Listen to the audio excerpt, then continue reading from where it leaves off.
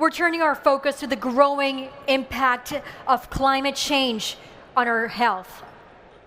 From worsening air quality and the spread of disease to the rising food insecurity. Our speakers will explore how bold policies, smart investments, and cross-sector collaboration can build a healthier and more resilient future for everyone. So please help me in welcoming Anthony Costello, Jane Burston, and Robert Misk.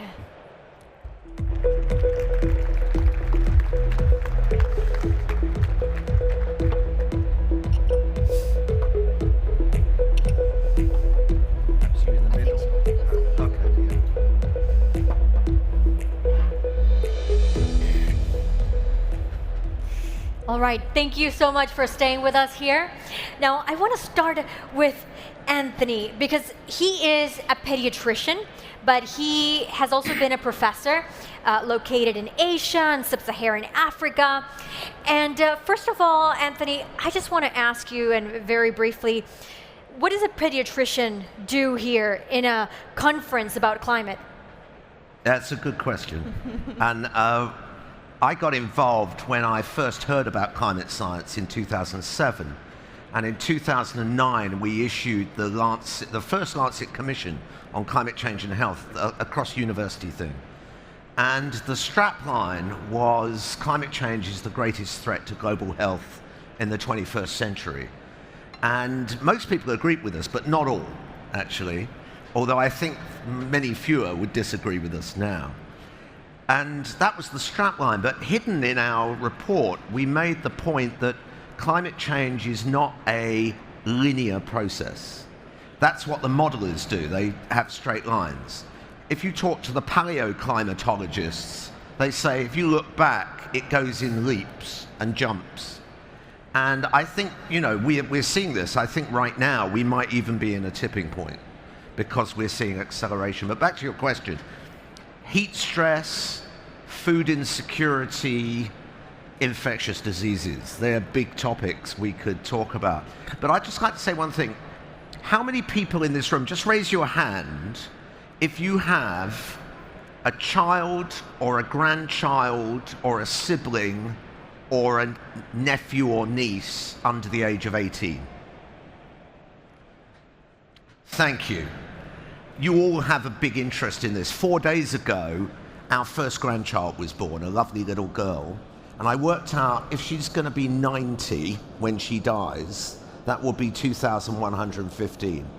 And on current projections, we're going to have extreme climate insecurity. We don't know how fast. It could be much earlier, but I'm worried about that. And so I think it's legitimate that if you're interested in women and children, the basis of every economy, that you should have a commitment to tackling. Just on practical stuff, I was in India and Bangladesh last year, and when I went to Bangladesh, April is usually, when I lived there 30 years ago, it was the kind of warming up month. And when I was in Bangladesh, it was 4.8 degrees above the national average for that time. And in Orissa, in India, it was 6 degrees above. And the consequence was all the schools were closed for a month. People on the streets were getting dehydrated. Many people were being admitted to hospital with heat stress. And I believe that this April has been worse in those communities. Same across Pakistan, Nepal, same across the northern parts of sub-Saharan Africa right now. So this is not going away, and it's getting worse each year. And if you have a mean increase of 0.5 degrees, you think, well, that's not very much. But when you look at the distribution, the tail becomes much bigger. So we have to understand what that impact is. And health is of paramount interest to all of us, as I just saw. So I think that's the first thing on heat stress.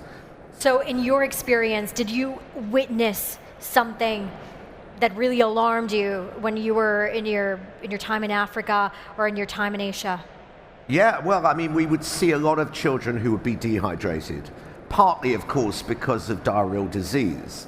but also, exacerbated by the fact that, in hot weather, they can get dehydrated.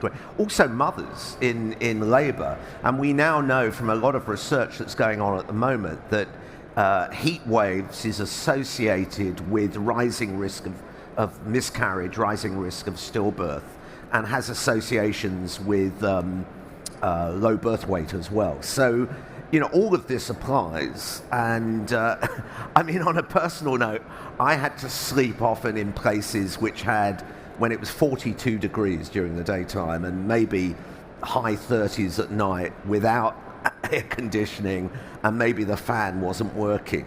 So I had to work out what to do about that. And actually, the best, somebody taught me this, they said just soak your towel in warm water and put it on you.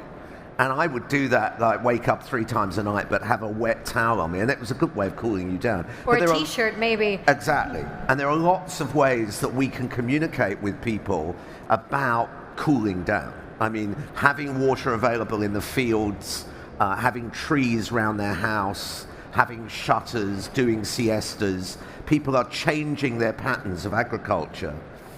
In construction in Asia and parts of Africa, they only do it at night under floodlight now. But also the agriculturalists, when there's a moonlight, they go out and do their agricultural work at night now because it's too hot during the daytime. And the impacts, and we'll come on to the Lancet Countdown just finally, on agricultural labour, the hit to GDP in low-income countries is huge. It's nearly 8%. And that's because they're losing billions of hours of agricultural and construction work because of the heat. And so this is getting worse each year, and we need to be thinking about that. All right, I want to move on to Jane because she is an expert in air pollution. Now, air pollution is currently the number 2 risk factor of early death and the number 1 when it comes to environmental issues. So, Jane, your fund is the only one fully dedicated to clean air. Can you give us some context on the current air quality situation in general? Are we worse? Are we a bit better? Let us know. I'm afraid it's bad news. Overall, air pollution is increasing around the world. And there's huge impact to our health, on climate change, on economic development, on education and also equity. So on health, you mentioned it's the second risk factor for death. It's unfortunately overtaken smoking as a leading cause of death, and it's killing 8 million people a year, so hugely significant. Among those are a lot of children as well. I think when we think about premature death, we often think about older people, and certainly they're in this category too, but children are often much more exposed to air pollution because they spend more time outside and closer to the ground, where some sorts of pollutants, because they're heavier, are in a higher concentration. And because they're developing physiologically, it's also more harmful to them. So there's 1 child dying every minute globally because of air pollution. We've also seen in London, I'm sure many of you have heard of the case of Ella Kissy Deborah. Have you? Some people in the audience nodding. It's a little girl who tragically died of an asthma attack. Her and her family lived on the South Circular, which is one of London's busiest and most polluted roads. And she's the first person in the world to have air pollution written as the cause of death on her death certificate, because the asthma attack was brought on by traffic pollution near the home. And the chief paediatrician in the UK compared the measurements of pollution around their house to all of the asthma attacks that she'd had, and found out there was this huge correlation. So that's the health impact. On climate change, it's good news that if you reduce pollution, you can reduce greenhouse gases too, because the primary source of outdoor air pollution is burning fossil fuels. And we know that's the primary source of climate change as well. So there's a real win-win there. There are also some sorts of air pollutants that are also themselves bad for climate. Things like soot or black carbon, which, because they're bits of black stuff in the atmosphere, are absorbing and re-emitting heat, and so creating temperature rises. So that's health and climate. The economic impact of air quality is not so well talked about, and I think it should be, because I think there's a real opportunity here for us to compare that to the potential cost of fixing it and see what the benefit is. And it derives mostly from the health impact. So if people are sick, they can't go to work. If they're looking after their sick kids, they can't go to work. And so air pollution actually creates a huge number of lost sick days every year. Even in the UK, where relatively compared to the rest of the world, our pollutant levels are a lot lower, it's 3 million sick days every year.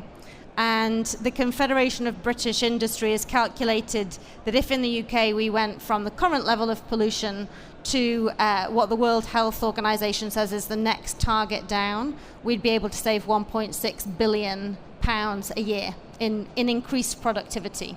And that's not even including the benefits to the health and social care system from not having to treat sick people.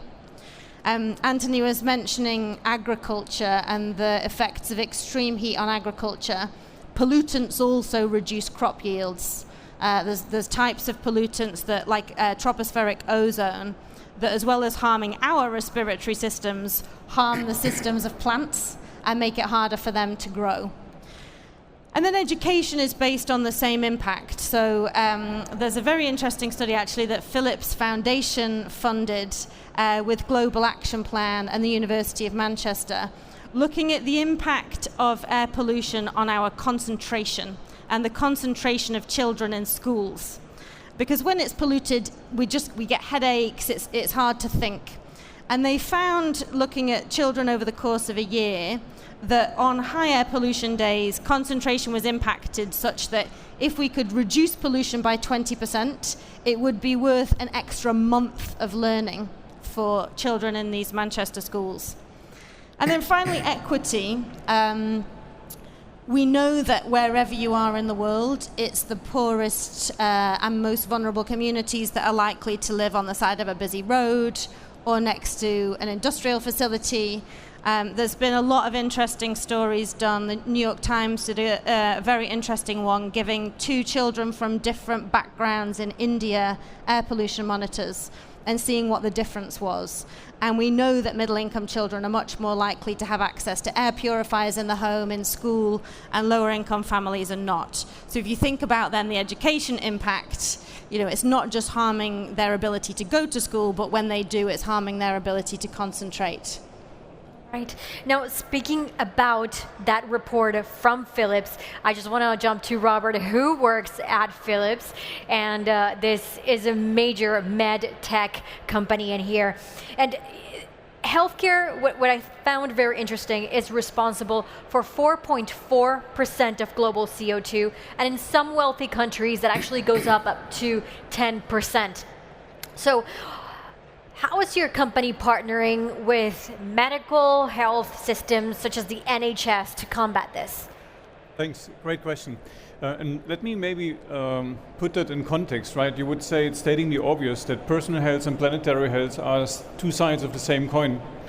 But right now the relationship is actually quite toxic between these two. And we've already heard examples from both Anthony and Jane how climate change is actually impacting the healthcare systems, which are under duress with heat waves, adding additional burdens to hospitals that already don't have sufficient staff. At the same time, it's also the other way around, right? And it was the statistics that you brought in, Ariana. According to the latest Lancet study, it's actually above 5%, actually. To put it in perspective, healthcare systems today are emitting more CO2 than all airlines together. Just let that sink in, right? So if you consider not flying to a vacation or holiday because you have moral troubles computing about it, what we can do by rethinking our healthcare systems, I mean, this is about innovation today, and it's not just about technology innovation. I'll give you a couple of examples, Ariana, but it's really also how we deliver care, how we organize our healthcare systems, how much effort we put into prevention to avoid people needing to go into hospitals, which are often the most polluting buildings in any community. So how do we collaborate?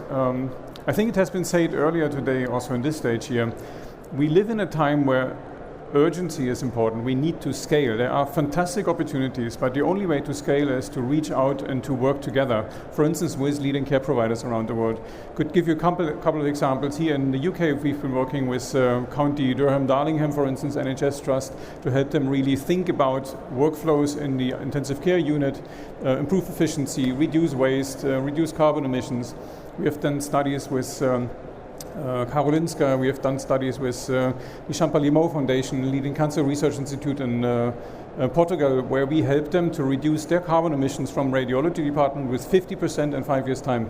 They were so excited they invited CNN and the president, the Portuguese president, who is interested in these type of topics, to really showcase also what can be done. And then we publish progress reports every year. But it's not about Philips, it's really about getting the facts on the table, helping care providers understand where the emissions are. 70% of the emissions are outside of the hospital, so they are basically in their supply chains. So that's us, which means we don't, of course we do focus on our own operations. We have been operating carbon neutral since 2020. But that's only a way of learning and getting a house in order. The real impact is also in our supply chains. Upstream, we have thousands of bill of material suppliers all over the world with more than 1 million people working in them. So we are working with them to share what we've learned in our own operations. And a couple of years started inviting them to also set themselves science-based targets, as we have done for scope 1, 2, and 3. So this year, by the end of this year, 50% of our global supply chain partners will have committed to science-based targets. Now imagine what kind of impact that is towards the hospitals when they want to purchase green or more sustainable healthcare equipment, then they should look for opportunities because they are there. Okay. There are many opportunities, but... Tell us, before I jump to Anthony, I'm curious, tell us some specific examples that you've come up with to reduce the CO2 emissions, as a med tech company. Yeah. So I mentioned that we operate carbon neutral, that's our own operation, so we started a long time ago. Tell us basic, very simple examples that people who are not involved in healthcare can understand. Okay, so a very simple example is, for instance, energy use of medical equipment, scanning equipment. Think of these huge things like an MR scanner, which weighs 2 tons or so in a hospital.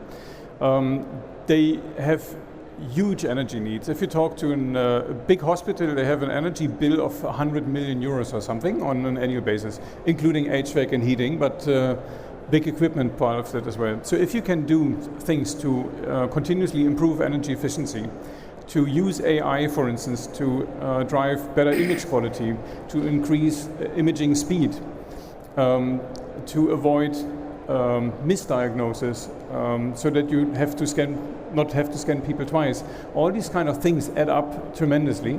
One of the things that we have done, so we introduced 10 years ago an eco-design process. So every single product that we put on the market goes through that. Energy efficiency is one of the criteria, but also critical raw materials. For instance, helium. 1/3 of all helium in the world goes into the medical sector. Once it is in the air, you cannot recapture it. It's such a small molecule, just leaves the Earth's atmosphere. So we've developed a cooling system for these MR scanners that are completely sealed and use 7 liters of helium instead of 1,700 liters of helium. And since the introduction to the market just a couple of years ago, we have already saved 3 million liters of helium with this type of technologies. So there's a lot of stuff that you can do if you put your mind to it. Yeah, and then also what I found very interesting is that you've developed new MRI machines that you can actually turn on and off very simply. And what I didn't know is that in most MRI machines, you actually have to keep them on all the time because it takes so much time to turn it off and on again. So now you've developed machines that you can just flip and that's it and save a bunch of energy. Exactly. Nice. And the cool thing, maybe one footnote to that is it's not just about the technology, but it's also understanding how people use it, right? So coming back to innovation. So really working in a hospital with doctors and nurses, understand how that fits in their thinking, in their care protocols. That's the important part of it, to make it work. Anthony, I want to jump to you. You were mentioning before that you co-author the Lancet Countdown Report on Health and Climate Change every year ahead of COP. So what struck you the most? If you had to tell me one thing that struck you the most from the latest Lancet Countdown Report, which would it be? So actually the first commission we did was just a one-off report. And that was after the second one. We said, this isn't any good. You get media attention, it lasts 3 days.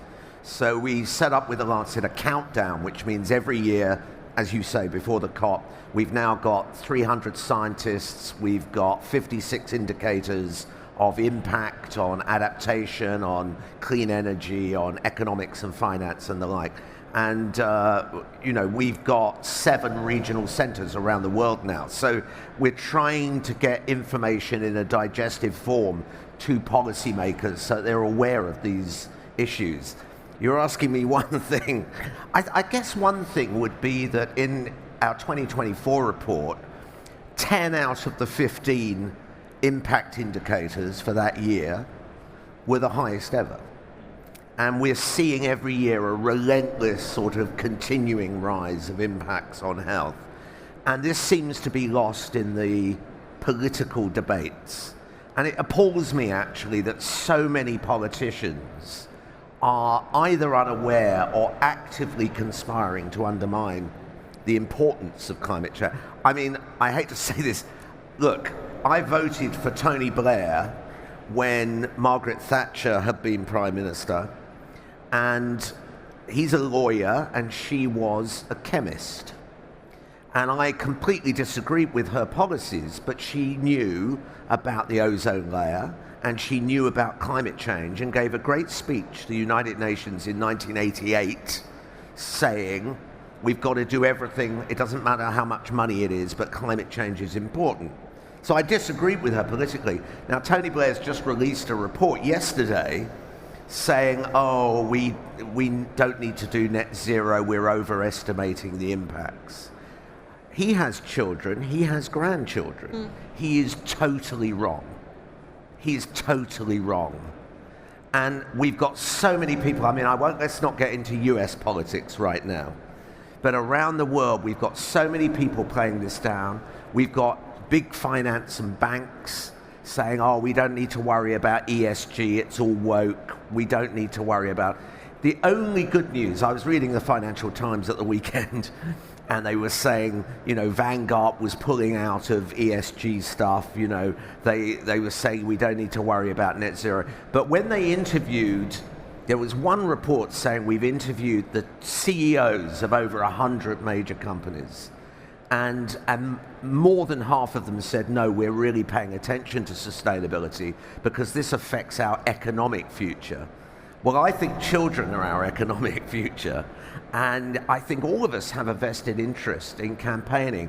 But having said that, negative stories and despair do not change behavior. I remember I heard Bill Clinton speak once. He was probably one of the greatest political communicators. And he said, people can do anything if they think they can make their future better. And I think we have to be positive about what we can do. And there are so many things we can do. And I could come on to that in a minute, but I better let others talk. I want to go back to air pollution, and I want to start thinking about the solutions and about the positives, something inspiring that we can leave the audience with. So is air pollution reversible? Please tell me yes. Yeah, we can certainly stop emitting it. Okay. So tell us some solutions that have worked in some countries to help make air quality much better and prevent all these deaths. Well, I think one of the major success stories that we've all heard about is China, who have reduced pollution by more than half in the last decade. And the primary reason is by prioritizing it. It was one of the top 3 priorities in the last 2 5-year plans, and they really focused in on tackling it sector by sector, transport, waste, agriculture, but predominantly energy. They have come off of coal, they've reduced coal emissions by about 50%, and it's something actually that we see in the Lancet Climate Countdown is happening in a lot of developed countries. As we come off coal, deaths from air pollution in those countries are reducing. And so that's actually responsible for reducing air pollution deaths by about 7%. So I think we can look to countries that have industrialized, have a middle class that has started to raise the issue, and see that they're beginning to tip the curve. I think one other kind of success story to point to, but which is at risk at the moment, is monitoring. You know, in China, one of the many things that I think people attribute this success and the concentration of the Chinese government on air quality to is the US embassy sensor. The government had a bunch of air quality monitors as well, but there was one sensor at the US embassy that was reading quite a different level of air pollution, much higher than the government sensors. And this is what newsreaders and the general public looked at and said, hang on a minute, we trust the US embassy sensor here. This is the level of pollution that we're breathing. Monitoring is very important. The US embassy sensors, I've heard stories from around the world of that kind of catalytic impact, that they're the thing that people look at when they want transparent data. And unfortunately, that program has now been cancelled by the government. So we're hoping that some other international institution or national government will step in and begin to fund that.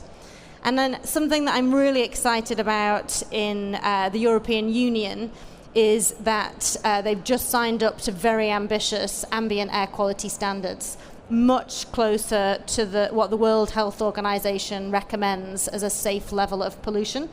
And countries in Europe, therefore, have 2 years to sign that legislation into national law, and I think that's going to see a huge reduction in pollution over the next decade. Isn't it true that I read a report a couple of days ago that the ultra-low emission zone work that, you know, has been introduced particularly in London by the mayor against some of his party leaders, actually, has had really noticeable effects on healthcare attendances and the economics of that. Is that correct? Yeah, I haven't seen anything about kind of hospitalizations yet, but I have seen the air pollution data, and you're right, it's reduced NOx levels by more than a third. And they are usually responsible for people showing up in hospital with an asthma attack on a high air pollution day, especially in the winter peak when there's a lot of pressure on the NHS already. And it's the kind of thing we're seeing worldwide, actually, is it's city mayors that are the ones really pushing the issue. You know, they're closer to the population, they're feeling the strain on the health system, they have constituents that are suffering these effects, and they're really driving the change in most places. And just to add about North India, I said earlier that they're having to close schools for the heat wave, some of them up to a month in kind of April, May. In November, December, they have to close schools again because of air pollution, particularly around Delhi and all the northern cities, where it's astronomically high. I mean, your air quality index, I think the normal is below 15 or something like that. And there it goes up to 400 or 500. And I mean, it's unbelievable. And I remember talking to a pulmonologist, this was on a TV show, who said, I've worked for 25 years looking down kids, teenagers' lungs with a, you know, whatever they call bronchoscope. Mm-hmm. And he said 25 years ago, all their lungs looked pink, and now all of them look black.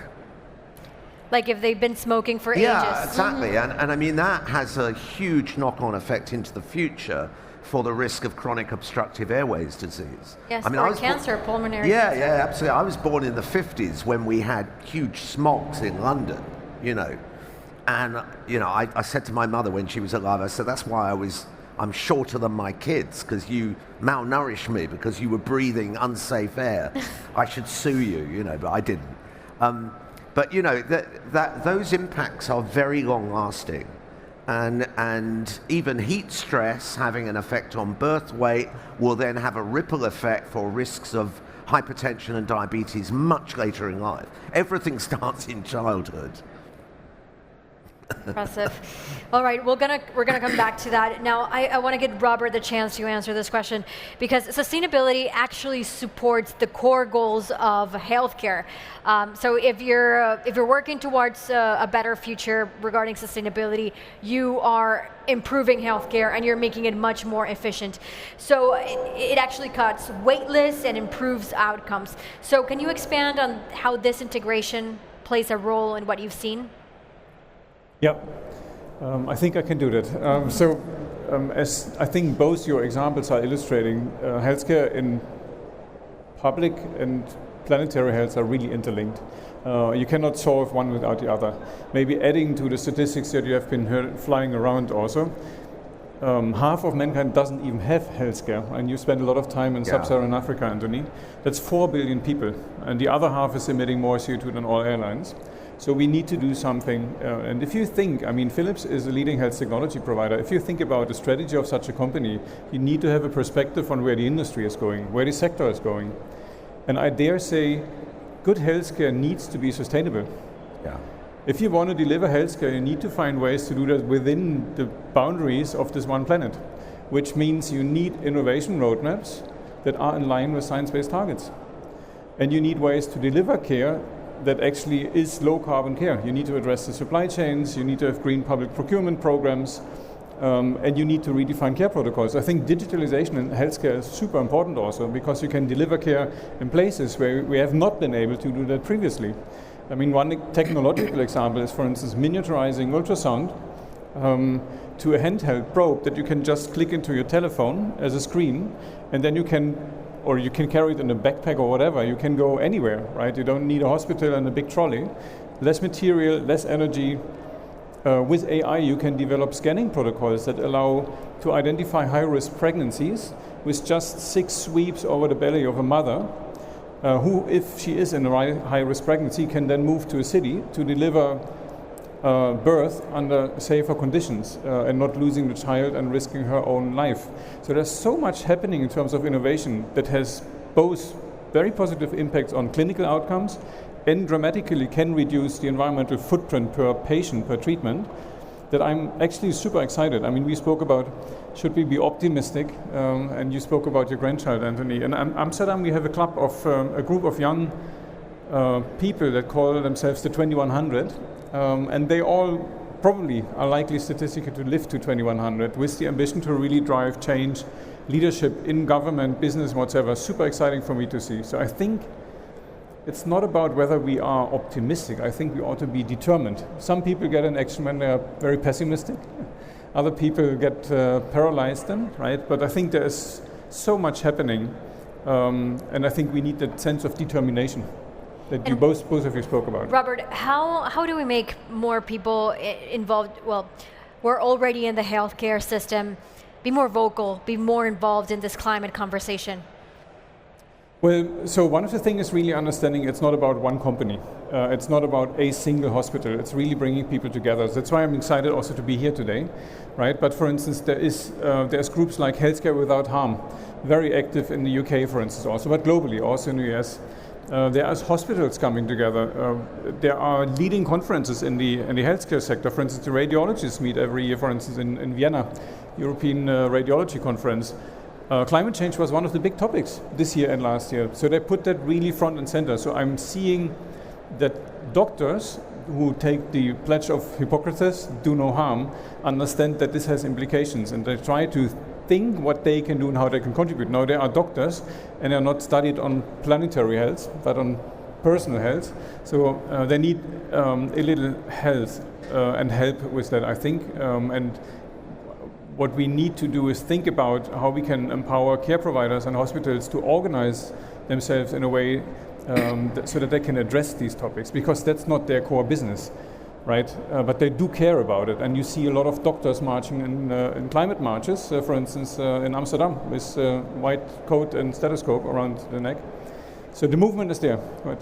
Yeah, I was just going to add to that. I think that they can be great advocates because doctors are the most trusted profession in society, and all healthcare workers actually.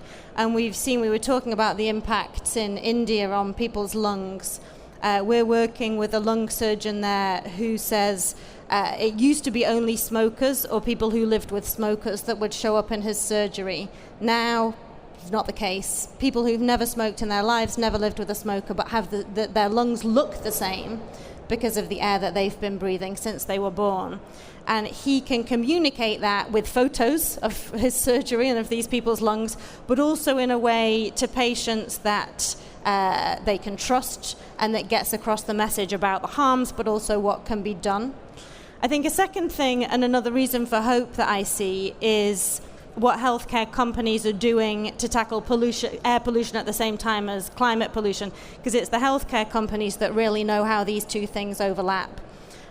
With the World Economic Forum, a group of multinational companies launched something called the Alliance for Clean Air, and they are the first ones to have committed to measure their air pollution footprint, which had never been done, and to start reducing it, and to do things with their supply chain, with their customers, and to advocate with governments to reduce the pollution at the same time as greenhouse gas emissions. Jane, and I have a question here from the audience, which I think it's very interesting. By the way, if you want to throw out a question, you can follow the QR code on the site, and we can pick it from here.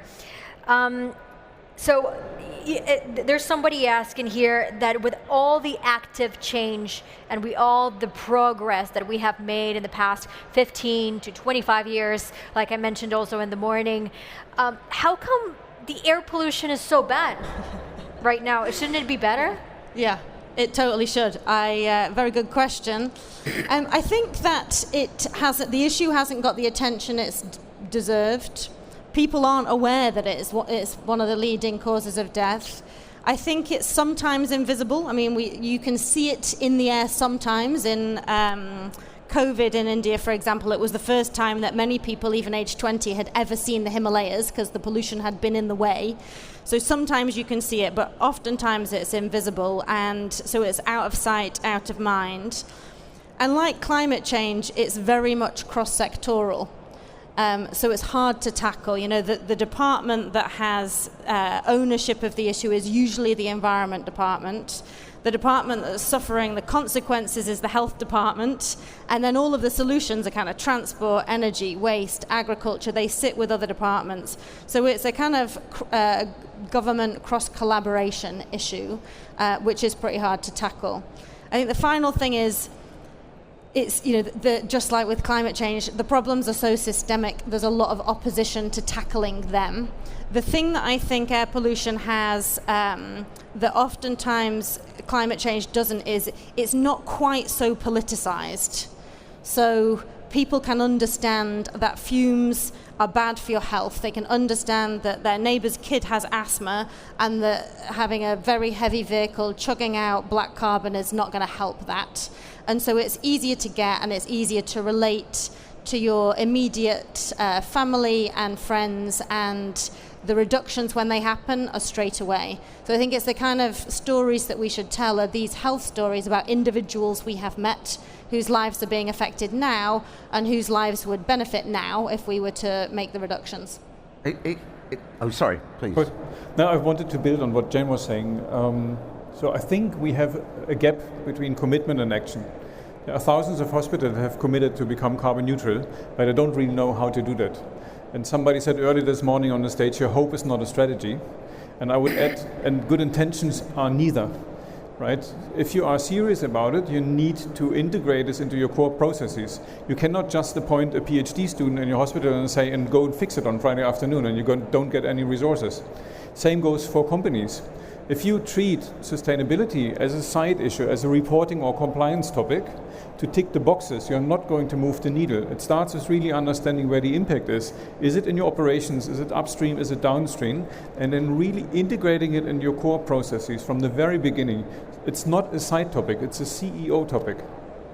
I was going to say that it's different the world over. I mean, compared to 50 years ago, because of Clean Air Acts and legislation in Europe and in North America, the air is much, much cleaner than it was 50 years ago. In India and China, because of industrialization, and of course in many cities in Africa, you're starting to see again massive rises in pollution. In China, they've finally, in the last 10 years, started to do something about it. It's interesting in India because there hasn't been much change, but increasingly people there are saying, we've got to move to renewable energy. It's the pollution that's influencing them rather than the more ethereal concept of CO2 emissions. And I think you're starting to, even in the highest echelons of Modi's regime and the rest, they're saying, actually, we need to invest much more in renewables because that way we're going to get, and in fact, it's cheaper for them because they've got lots of sun. And in Nepal, they've got vast amounts of hydroelectric energy. So I think there is that move, and it's that transition that's going to take a bit of time. And now that I'm with you, Anthony, you've been also very vocal about engaging the youth in this process, because at the end of the day, they are the future. So can you share a few tangible examples of what you've seen in Asia and also in sub-Saharan Africa of how this youth is acting and sort of rebelling? Well, and my whole research programs over the last 30 years have been all about looking at the impact of community mobilization. And we started with a whole number of trials of working with women's groups in the poorest areas of Africa and Asia, and showed that if you mobilize them and get them chatting in monthly groups, not with health workers, through themselves, we give them an agenda, you can cut newborn mortality rates by 30%. You can reduce diabetes prevalence and pre-diabetes prevalence by almost 60%. I mean, if it were, sod Wegovy, we could actually, I'd be a billionaire if somebody took this up. There's a lot of social things that you can do. But what's interesting is that one of my colleagues in Nepal has been doing a lot of work with school children and teachers, showing that they, using apps, can go around, map their environment, monitor pests, monitor plants, monitor crop failures, and identify that and share that with the local community. And this is early work, but I would like to see this scaled in the same way that we've seen our women's group work scaled up across many parts of India, Asia, and into sub-Saharan Africa. And I think this socially, it's interesting. Look at the pandemic. Okay, in East Asia, they mobilized communities from the word go in January 2020 to really tackle identifying cases, closing it down, and wearing masks and the like. And all of those countries have 5 times lower mortality rates than the UK, USA, and Europe. Yet we have been considered the 2 best countries in the world, US and UK, for pandemic preparedness. Why? Because we didn't do that. We didn't think to mobilize communities. And I think the consequences of that were long, unnecessary lockdowns, ineffective test, trace, isolate support systems. And we paid the price, and we're still paying the price. We spent in this country almost £1 trillion on a combination of QE and on supporting people through lockdown and all the rest of it. That's an enormous hit. And the same in America and the same in Western Europe. And we need to learn lessons about that, about how socially you mobilize people, and that's incredibly important for protecting our children in future. I think small groups, we're not just about individuals on Instagram. I'm bombarded every day with supplements, with weight loss, what I'm supposed to do. But actually, if you can get together in small groups, and I think there's an appetite for that, which I hope to demonstrate in the next couple of years. But anyway, I think that's very, very important. Yeah, and also the UK has introduced a Future Generations Commission in Wales. Yeah, I was just going to very quickly, briefly, because we have 2 minutes. The government of Wales 12 years ago introduced a Future Generations Commissioner. Wow, are we being attacked? Future Generations Commissioner who had to review every policy. Sophie Howe was her name. She did it for 10 years. I think she's handed over. She said she had some wins, some failures. But I would like to see that replicated across all countries. And I hope we can do a bit of campaigning around that, not only for health, but also for sustainability. I think it's a very good model. And getting it into the cabinet is really important. Awa Kolsek, who chaired our Future of Children Commission, she was a pediatrician and a minister from Senegal, said it took her 10 years to persuade her cabinet that you have to invest in children and young people if you want to have development and economic growth, not just in digging out diamonds and oil. Okay, so very last question in here, and I'm going to end it with a question from the audience. How do we get senior leaders to recognize the climate change impact on healthcare outcomes? Because the message is not getting through. Can we start with Robert? Very briefly, we have 1 minute. Make it personal. There's a lot of facts and figures out there, but as Anthony, you were speaking about your grandchild. I mean, we are all humans. We are not just leaders or VIPs or whatsoever. Make it personal. Jane? I would have the exact same point. For years, I was trying to get air quality on the agenda of the World Economic Forum so that we could get businesses to engage in the topic. And when we did private events trying to pick the businesses that we thought would care, it was just really hard to get engagement. The minute we did a public event, the people who were interested because they had a kid with asthma, because they'd spent a few years living in China, because they understood the health impacts, they were the ones who voted with their feet, and they're so passionate they've achieved huge amounts in the last couple of years. So yeah, make it personal. Anthony? Mobilize communities, mobilize young people. Young people get it. They study this at school. They all know about this. And people over the age of 35, 40 don't, in my experience. So get them involved, help them to have positive action, mobilize communities in a way that is effective, get off out. Well, hopefully we're going to regulate Meta, Google. There's a lot of antitrust stuff going on at the moment because they're polluting our children. Absolutely, they're stealing their websites, they're stealing their identities and bombarding them with adverts. So I hope we can do some of that to get people back into a more social mentality, which will stop also loneliness in future and all the effects that that has on health. Excellent. A round of applause for these speakers. We ended it just right on time. Thank you. Okay, so we've now seen some context on how climate is impacting our health and how healthcare is impacting climate, of course. We've also seen some great new technology helping to combat this. So on that note, how can this innovative tech push forward bold environmental policies around the world? And that is exactly what our next panel session will be about. So thank you for this insightful conversation.